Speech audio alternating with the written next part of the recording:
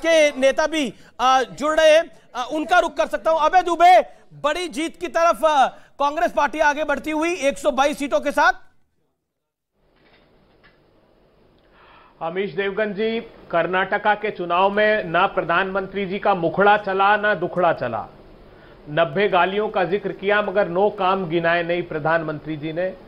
भारत जोड़ो यात्रा का बड़ा प्रतिसाद है। भारत की राजनीति की दिशा भारत जोड़ो यात्रा ने तय की कि वो सैद्धांतिक और बुनियादी मुद्दों पर होगी। वो ना लव जिहाद पर होगी, ना हिजाब पर होगी, वो बेरोजगारी पर, महंगाई पर, 40% के भीषणतम भ्रष्टाचार के खिलाफ वोट दिया। मैं हतप्रभ हूं, आज आप उत्तर प्रदेश के स्थानीय निकाय के चुनाव परिणाम प्रदर्शित कर रहे हैं। अभी एपीएमसी के महाराष्ट्र के चुनाव परिणाम नहीं दिखाया आपने, जहां पर महाविकास अघाड़ी ने प्रचंड जीत हासिल की अभी 30 अप्रैल को। यह दर्शाता है कि भारतीय जनता पार्टी इतनी भयाक्रांत है इस हार से, क्योंकि यहां से पराभव उसका प्रारंभ होगा। तो उन्होंने विचार किया कि चलिए स्थानीय निकाय के चुनाव के परिणाम दिखाकर इसको हमने तो वो भी दिखाए थे। ये निकाय चुनाव के नतीजे सुबह से पहली बार दिखाए हैं, वो भी 5 मिनट के लिए, लेकिन आपको उस पर आपत्ति है। वहां पे बीजेपी की जीत हो रही है, कर्नाटक के अंदर कांग्रेस की जीत हो रही है। एक जिस वृक्ष पे फल लगता है उसमें जिस रक्त पे फल लगता है उसमें वो थोड़ा झुक जाता है। तो आपको एक अच्छी बड़ी जीत मिल रही है कर्नाटक के अंदर, तो उस जीत को एंजॉय करिए अभी। और कांग्रेस की सीटें और बढ़ गई हैं, अब 123 की तरफ कांग्रेस आगे बढ़ रही है। मेरा स्पष्ट सवाल है, ये जीत मल्लिकार्जुन खड़गे और राहुल गांधी की है, और इसके बाद जो लाख टक्के का सवाल है, जो सबसे बड़ा सवाल है, सीएम कौन बनने वाला है? देखिए अमीश देवगन जी, ये तो भारत के संविधान ने रास्ता तय किया हुआ है कि जीते हुए प्रतिनिधि अपने विधायक दल के नेता का चुनाव करते हैं और शीर्ष नेतृत्व निर्णय लेता है। मगर हां, एक बात साफ है कि अब कर्नाटका की सरकार में वो जो महंगाई की आग में झोंक दी गई महिलाएं वो नेतृत्व करेगी, बेरोजगार युवा नेतृत्व करेंगे, वो ठेकेदार नेतृत्व करेंगे जिनसे 40% का कमीशन खाया गया, वो लिंगायत अब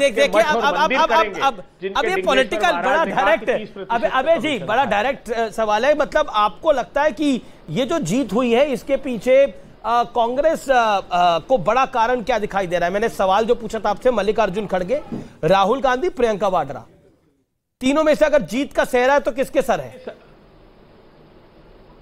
राहुल गांधी जी, प्रियंका जी, खड़गे साहब, सभी लोग सामूहिक नेतृत्व में विश्वास रखते हैं। इस जीत का श्रेय कांग्रेस पार्टी के कार्यकर्ता को, कर्नाटका की जनता को जाता है, जिन्होंने 40% के भीषणतम भ्रष्टाचार को नकार दिया, जिन्होंने लव जिहाद को नकार दिया, जिन्होंने एनआरसी और कॉमन सिविल कोड के मुद्दे जो ध्यान भटकाने के लिए भारतीय जनता पार्टी ने केंद्रित किए थे, उसको नकार कर दरकिनार करके बुनियादी मुद्दों की ओर ध्यान, जो कि भारत जोड़ो यात्रा का मुख्य उद्देश्य था। मुझे लगता है कि वो एक रास्ता दिया है कांग्रेस पार्टी ने, और भविष्य के भारत के लिए एक अच्छा बेहतर रास्ता है कि जनता निर्णय ले, किसी की भी सरकार बनाए, मगर वो सैद्धांतिक और बुनियादी मुद्दों को आधार बनाकर सरकार बनाए। जी मेरे साथ बीजेपी के भी प्रवक्ता हैं, जुड़ रहे हैं, मैं उनका भी रुख करूंगा, लेकिन पहले मैं आपसे एक सवाल पूछना चाहता हूं। मेरे साथ राकेश सिंह भी है, मैं उनका भी रुख करता हूं, काफी देर से हमारे साथ बने हुए हैं। राकेश जी, आपको क्या लगता है कि ये जो इलेक्शन था वो भारतीय जनता पार्टी के लिए वाकई एक सेटबैक लेकर आया, इसके जो रिजल्ट्स आ रहे हैं?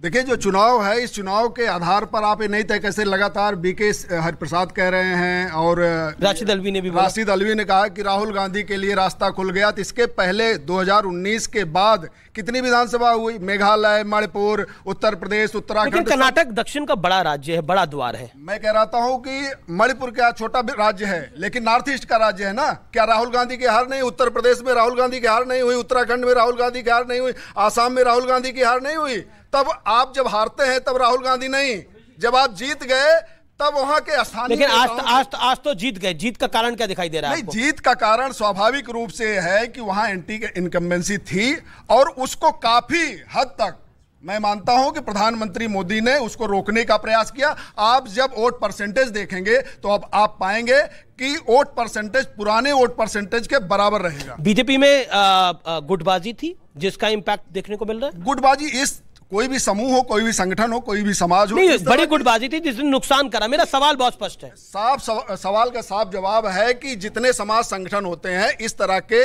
थोड़ा बहुत गुटबाजी होती है। थोड़ा बहुत नहीं, बड़ी थी, बड़ी थी, होनी भी चाहिए। बड़ी गुटबाजी थी बीजेपी के अंदर, निश्चित रूप से बड़ी गुटबाजी थी, जिसकी वजह से ढेर सारे नेता बीजेपी छोड़कर कांग्रेस में गए, जिसका रिजल्ट हम देख रहे हैं। लेकिन मैं आज फिर कह देना चाहता हूं, इस देश में जो मुफ्त की रेवड़ी का जो कल्चर शुरू हुआ है, ये कर्नाटक का चुनाव और इससे पहले हिमाचल का चुनाव, बस कैसे जनता को अननेसेसरी बेनिफिट दे दें और वोट ले लें, ये राजनीति देश में रहेगी तो देश का नुकसान होता रहेगा। बिल्कुल देखिए, मैं इस बात से सहमत हूं। और दूसरी बात देखिए, ये लोकल लीडरशिप की वहां जीत है, क्योंकि अगर राहुल गांधी की जीत होती तो हिमाचल वो जीते, राहुल गांधी एक भी दिन नहीं गए। तो ये लोकल लीडरशिप कांग्रेस की अच्छी वहां लड़ी, अच्छी जीत हुई। और जो बीजेपी की लोकल लीडरशिप है वो अपने सिर्फ फुटबॉल में रह गई। पर मोदी जी ने तो खुद ही प्रचार कर रहे थे, अमित शाह कर रहे थे, जेपी नड्डा कर रहे थे। आप देखिए कि लास्ट के 8-10 दिनों में मोदी जी ने जो प्रचार किया, वो चुनाव जो आप 71 देख रहे हैं, वो जो अभी वहां पे 71 देख रहे हैं, वो हो सकता है कि ये इससे भी कम होती है। ये जरूरी नहीं है। अरे एक तरफ हम कह रहे हैं 36% वोट थे, 36% वोट है, इसका मतलब वो भाजपा का कमिटेड वोट था, वो मोदी जी नहीं भी जाते तब भी उन्हें उतने वोट मिलते। मुझे लगता है कि कहीं ना कहीं मुस्लिम फैक्टर ने इंपैक्ट डाला है। मुस्लिम फैक्टर, अच्छा ठीक है, ये एक विश्लेषण है, एक एक करके। अबे दुबे, एक सवाल जो कि बार बार उठ रहा है कि रेवड़ी कल्चर का जो ट्रेंड है वो बढ़ गया है। अरविंद केजरीवाल से सब सीख रहे हैं, और वो आपने जो 5 प्रण करे उसमें भी यही कहा जा रहा है कि वो अगर रेवड़ियां इस तरह से बांटेगी, which is not good for any country's economy. क्या आपको लगता नहीं है, जो सवाल यहां पे चुनावी विश्लेषक उठा रहे हैं उसके ऊपर आपका जवाब क्या है? It is a very serious political question. देखिए, भारतीय जनता पार्टी ये सीधे जनता का अपमान कर रही है, ये कह नहीं, बीजेपी ने नहीं उठाया, यहाँ पे चुनावी विश्लेषक उठा रहे हैं। के आधार पर, हाँ, जो भी ये कह रहा है, अगर जनता इस बात पर निर्णय लेती है कि कैसे 2000 रुपए प्रति माह बहनों को मिले, कैसे 3000 रुपए युवाओं को, बेरोजगारों को मिले।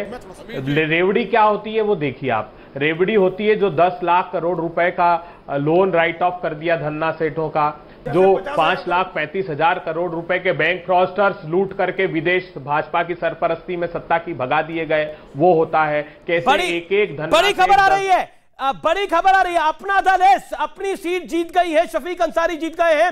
रामपुर स्वार विधानसभा सीट का यह नतीजा आया है। रामपुर की स्वार विधानसभा सीट, यूपी की स्वार विधानसभा उपचुनाव की सीट के नतीजा आ गया है। बीजेपी गठबंधन को जीत मिली है, दूसरी सीट पे बीजेपी आगे चल रही है, जिसका जिक्र अनुराग भदौरिया यहां पर लगातार कर रहे थे। कोई सवाल अनुराग भदौरिया से? अनुराग भदौरिया जी से कल मैं एक चैनल पर डिबेट कर रहा था, और अब यकीन मानिए मेरे पास वीडियो नहीं है, बार बार कह रहे थे भाजपा गई। अरे कहां चले गए महानुभाव? 17 में से 17 चले गए आपके। 2 सीटों पर अपना दल एक पे लीड कर रही है, और एक पे जहां समाजवादी लीड कर रही है वहां भी 100-125 वोट से कर रही है। नहीं, समाजवादी पार्टी अब किसी मेयर में लीड नहीं कर रही। 16 में बीजेपी, 2 जो सीटें उपचुनाव की हो रही हैं उनमें से एक पे लीड कर रही है, वो भी 100 वोटों से। नहीं, उसमें भी लीड नहीं कर रही है, अब उसमें बीजेपी लीड कर रही है। अब सवाल मेरा इतना सा ये है कि कहां है आप? सब हार गए, 14, 17, 19, 22, और अब आज आकर अखिलेश जी सिर्फ 4-5 दिन के लिए चुनाव प्रचार में आए थे। बताइए इनका ये हाल। जी, मैं सीधा इमरान प्रतापगढ़ी में से राज्यसभा एमपी जुड़ रहे हैं, कांग्रेस पार्टी के वरिष्ठ नेता हैं इमरान प्रतापगढ़ी जी। आपका अभिनंदन है, सबसे पहले तो आपको बहुत बहुत शुभकामनाएं। बड़ी जीत कांग्रेस पार्टी को कर्नाटक के अंदर मिलती हुई दिख रही है, 122 सीटें। आंकड़ा जैसा मैं बता रहा हूं व्यूअर्स, आंकड़ा बढ़ रहा है। न्यूज 18 का जो ट्रेंड बता रहा